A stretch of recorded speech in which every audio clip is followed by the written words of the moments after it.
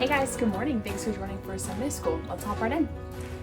We're in Joel. It's been a couple weeks, and this week we're doing Joel 1 through 20. Which is the whole first chapter. Yeah, if you're looking for Joel, it's in what's called the Minor Prophets, which is right before Matthew, and it's after Hosea, which is a bit of a bigger book, so that one should be easier to find. But if you end up having a punt, you can always look it up in the table of contents. So we're in Joel chapter 1, and Joel is a weird book. There's a picture on the front of the video with a bunch of fire because Joel is a really fiery book. And I picked this one for several reasons. One, because we don't read it, and we haven't read any of the Minor Prophets in the last couple years. But also because for several of you, this is our last series before you go to high school. And so I wanted to push you a little bit as we read something that's a little harder. So if you're reading through Joel and you're like, this is the hardest book of the Bible I've read in a bit, that's good. We're in the we're in the deep end of the pool. We are. So Gracie's going to read the passage, and then we're going to stop and let you do the questions and maybe read it on your own again if you want to, because it's confusing. And then we'll talk about it a little bit. All right, y'all. So go find a Bible. Pause this if you need to go find a Bible. If not, let's keep rolling. All right. Joel chapter 1. The word of the Lord that came to Joel, the son of Pethuel. Hear this, you elders. Give ear, all inhabitants of the land. Has such a thing happened in your days, or in the days of your fathers? Tell your children of it, and let your children tell their children, and their children to another generation. What the cutting locust left, the swarming locust has eaten. What the swarming locust left, the hopping locust has eaten. And what the hopping locust left, the destroying locust has eaten.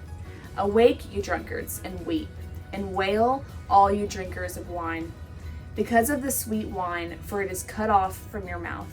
For a nation has come up against my land, powerful and beyond number. Its teeth are lion's teeth, and it has the fangs of a lioness. It has laid waste my vine and splintered my fig tree. It has stripped off their bark and thrown it down. Their branches are made white. Lament like a virgin wearing sackcloth for the bridegroom of her youth. The grain offering and the drink offering are cut off from the house of the Lord. The priests mourn, the ministers of the Lord. The fields are destroyed, the grounds mourn, because the grain is destroyed. The wine dries up, the oil languishes. Be ashamed, O tillers of the soil. Wail, O vine dressers, for the wheat and the barley, because the harvest of the Lord has perished.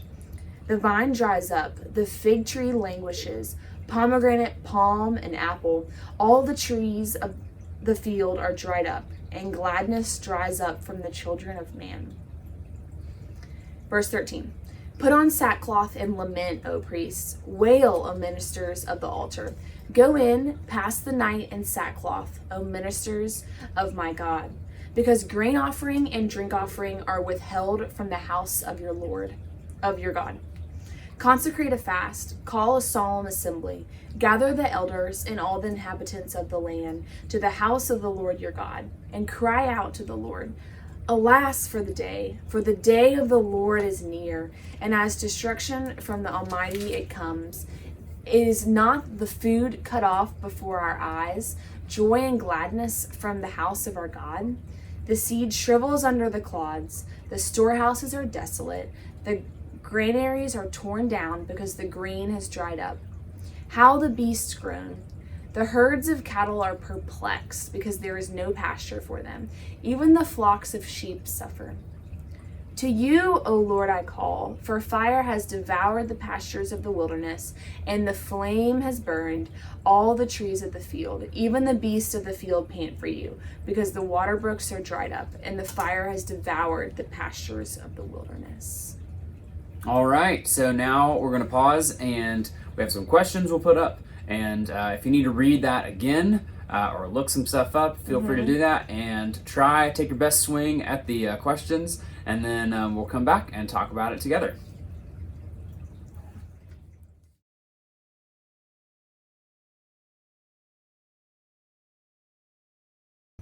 Hey, okay, hopefully y'all had time to reread the passage maybe, and hopefully definitely answer these questions.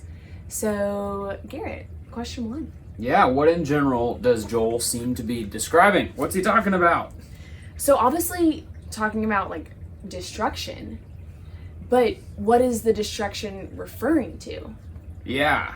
Well, I mean, I don't know if we have to clarify all of that, but what do you think? So he's talking about destruction. And I don't want to dig into our next question about what are the pictures. What do you think destruction is he talking about? I really don't know. Okay. So you're right. I don't want to jump into question number 2 about the imagery. But I'm not sure what the bigger picture is that he's trying to reference. Okay. Cool. I don't know. Yeah, well, that is where people debate this stuff. And really, some people would say the answer kind of is maybe twofold. Like there's maybe 2 ways to read this. The obvious one is just a historical question. So in the history of ancient Israel, right, they sinned. They were terrible. And then God told them for like hundreds of years, hey, if you guys don't stop sacrificing stuff to false idols, if you don't stop, doing all these things that I've told you, he goes into great detail about what they're doing, then he says, I'm going to send folks and they are going to come and destroy you. And it's this historical fact that it turns out there was an exile. They were exiled from the land. They were carried off to Babylon. And most of them didn't survive. And the ones that did ended up in Babylon, and years later eventually came back to Jerusalem. But do you think it's the exile that's the obvious big one. Okay. So some of these things are stuff that actually happened. So they actually did have swarms of locusts come and destroy everything. They actually did have huge plagues. They actually did have fire. They actually did have droughts and famines.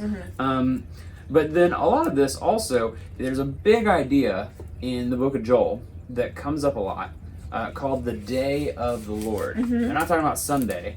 He references it in verse 15 as well as other places too. But alas for the day of the Lord is near, and as destruction from the Almighty it comes.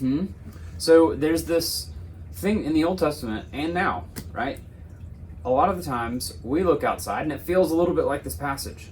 We're like, there's coronavirus, there's Saharan dust, there's murder hornets, something like that. There's police brutality, there's injustice, there's protests, there's all kinds of things. Shootings, So we, a lot of the times, maybe look at God and say like, well, why are you letting things like this happen? And it's a question that the Israelites ask a lot in the Old Testament. And sometimes God responds like, well, I'm going to come and make it all right. In Joel, his response is a little fiery. Literally. But not in a really happy way. This is not the kind of thing you normally find in your devotional, because he says, the day of the Lord's coming, everything will be fair, everything will be just in that day. And if you're not perfect, then when this fire comes, you're actually going to be in the fire. And that for us is like really terrifying, because we're not perfect. So when we call on God's justice, we are probably should be a little bit scared ourselves. So on that happy note, he's describing not only the exile that happened, but also this thing that they talk about in the rest of the Bible called the Day of the Lord, where eventually God comes back and eventually everything's made right. And in that process, all the sin and impurities of the world are washed clean. And that sounds really nice, but it's also practically quite a dramatic and violent affair. So he's describing that, I think. He's describing 2 things. The exile, and then this coming Day of the Lord that's going to happen. That's my thoughts. Okay. And he does that with this imagery. So our next question. 2. So the question was, Joel uses a lot of imagery. What specifically stood out to you? What imagery stood out to you, Garrett? Do you want to answer first? Okay. You want me to? I can. When I was going through this the first time, I kept writing the word in the margins, like desolation and no hope, because while there wasn't a specific imagery that stuck out, I feel like Joel was painting this picture of everything is horrible, awful, we are in way over our heads. Like the locusts, like, oh, the locust came, and then what the what the locusts cut off, then the swarming locust came, and what the swarming locust didn't eat, then the hopping locust ate, and what the hopping locust didn't eat, then the locust of destruction. A locust is a sort of type of grasshopper. Yeah. And he's just describing, saying like there's different types, and it doesn't even matter which type you have because they're all going to come and destroy you. Mm-hmm. So that was what stood out to you the most? Sorry, I kind of interrupted.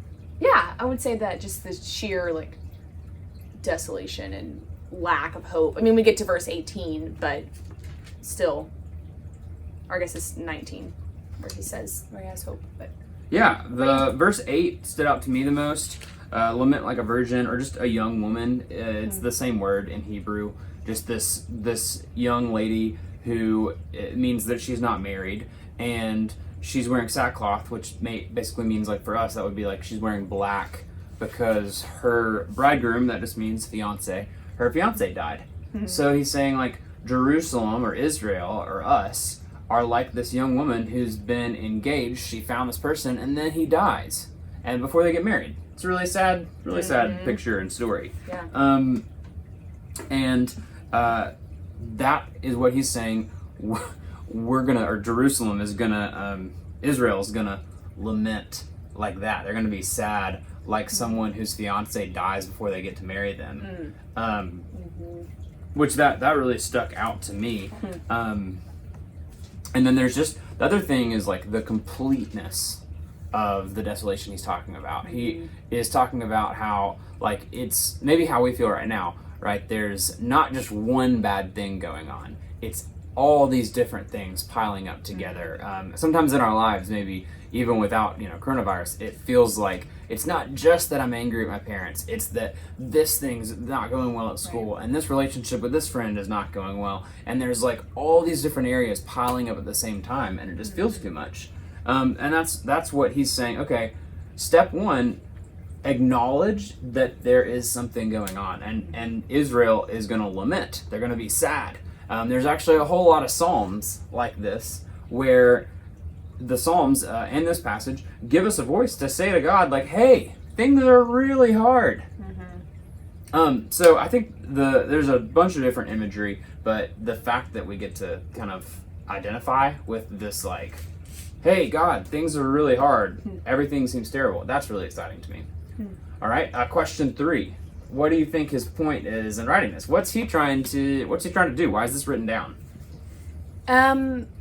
So this question kind of stumped me for a while, but I think my best guess is I think he's pointing us to the hope of, like, he's saying we have no hope at all, and then verse 19, despite all of the desolation, to you, O Lord, I call. And there's nothing for him to do except to call to the Lord. I think that's kind of where he's pointing us. Yeah, well, it's kind of a trick question because it's a short book. Joel is not the kind of book that works well to go one verse at a time. It's a song. Imagine if you listen to a song and instead of listening to the whole song, just listen to like one verse and then try to make sense of it. Like one like line of a song that had, some kind of funny lyric to it. It wouldn't make sense unless you listen to the whole song. Well, Joel is like that. You kind of got to read the whole thing. And I urge you, if you got some time, it's like 6 pages in my Bible. Yeah. So it's going to be a short Bible study series through the end of the summer. But Joel is a short book, so you should read that to try and figure out, because he gets a lot more clear about where he's going. That's part 1. But part 2 answer would be the second part of this passage, starting in verse 13. There's kind of a twist. He stops telling us about what's going on and instead starts telling us to do things. Or the priests to do things. He says, okay, priests, start actually lamenting. Start saying you're sorry. Start apologizing to God. He says in verse 14, fast. We don't fast a whole lot. We don't talk about it a ton.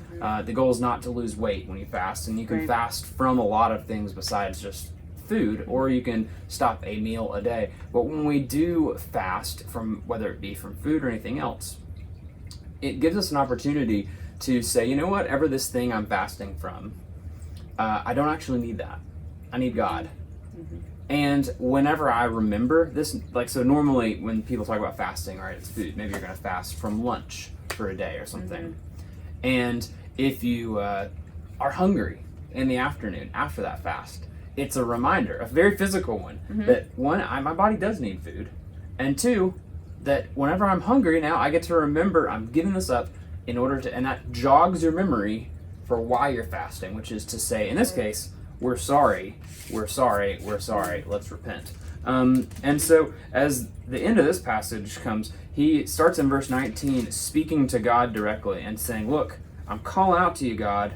Everybody is wanting you. Where are you? What are you going to do? So this passage to me is a really great just like opportunity for us to call out to God in the midst of a really hard time, maybe a rough summer, and say like, look, we're having a hard time.